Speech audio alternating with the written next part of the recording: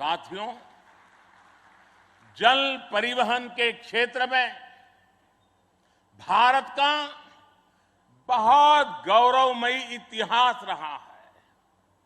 हमारी समृद्ध विरासत रही है।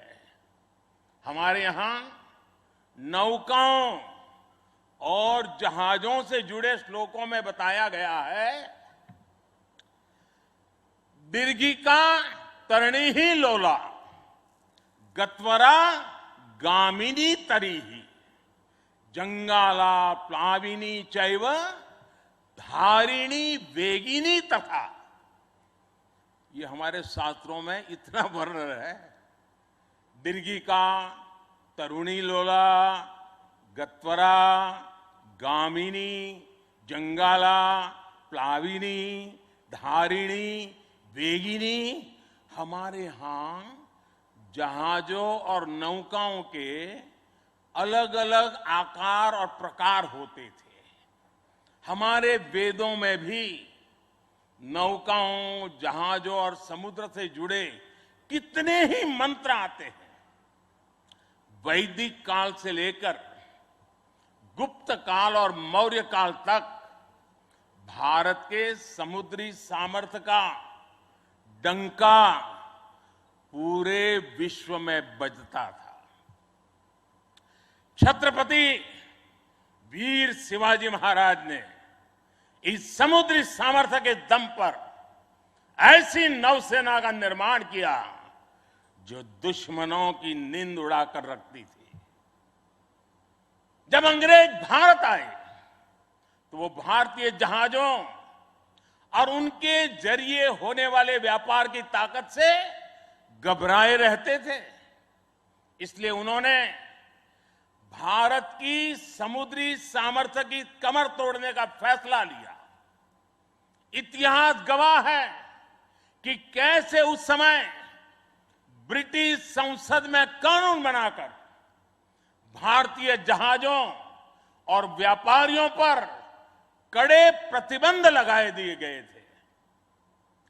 भारत के पास प्रतिभा थी, अनुभव था, लेकिन हमारे लोग इस कुटिलता के लिए मानसिक रूप से तैयार नहीं थे।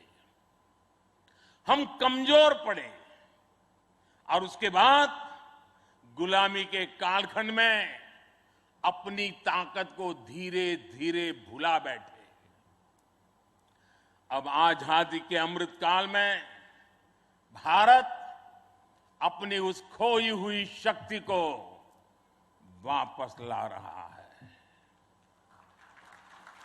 उस ऊर्जा को फिर से जगा रहा है। साथियों, आज 2 सितंबर 2022 की ऐतिहासिक तारीख को इतिहास बदलने वाला एक और काम हुआ है। आज भारत ने गुलामी के एक निशान, गुलामी के एक बोझ को अपने सीने से उतार दिया है। आज से भारतीय नौसेना को एक नया ध्वज मिला है।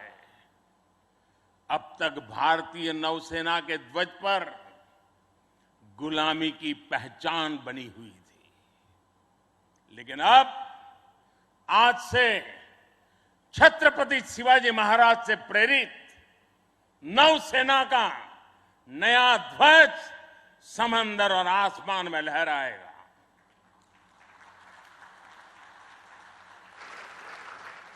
कभी रामधारी सिंह दिनकर जी ने अपनी कविता में लिखा था, नवीन सूर्य की नई प्रभा, नवीन सूर्य की नवीन प्रभा, नमो नमो नमो नमो स्वतंत्र भारत की ध्वजा, नमो नमो नमो।